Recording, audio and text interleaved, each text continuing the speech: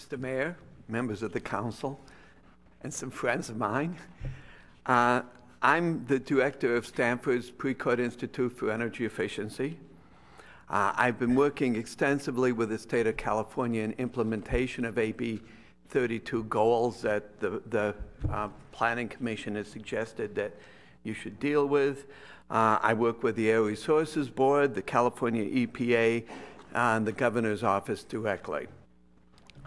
I would like to suggest that the provisions in the draft letter having to do with, quote, make sure you're complying with the stated AB 32 goal for 2050 are ill-advised, and those letters should be suggested. Point one, AB 32 has no 2050 goals.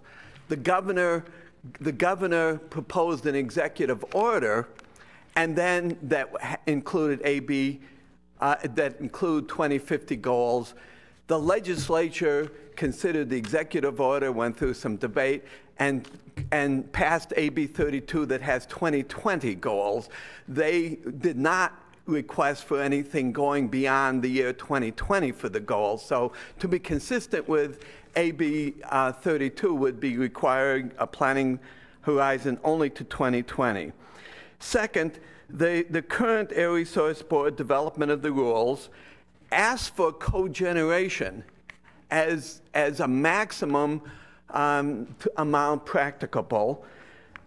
Stanford already generates basically all of its electricity by a cogeneration plant, so that would not be any changes to implement the major element of AB 32.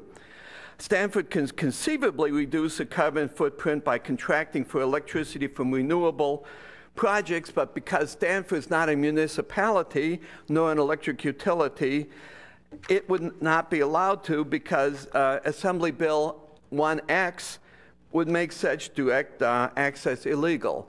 Though that law may be changed at some time, but adding in a planning requirement that would require the state to change the existing law would seem ill-advised. Third, Stanford's buildings and energy efficiency exceed the Title 24 standards by an order of more than 30%, and are currently exceeding the standards that can be expected under AB 32.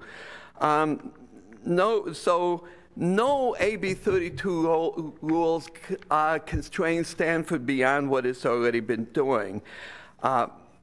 Finally, we at Stanford, and under the leadership of Joe Stagner, who is here right now, have been working very, very hard to wring all carbon dioxide emissions out of the system that we can envision. The idea of quantifying how much we're going to get is sort of a way of saying, let's go for mediocrity. We've got a process going that's going for the maximum practical wringing out, and therefore encoding into this requirements of or expectations of a particular level is, I think, ill-advised. So I would suggest that all of those requests in the letter having to do with carbon dioxide emissions simply be stricken from the letter. Do I have permission for a couple more points? Am I out of time? Sorry, but you're out of time. But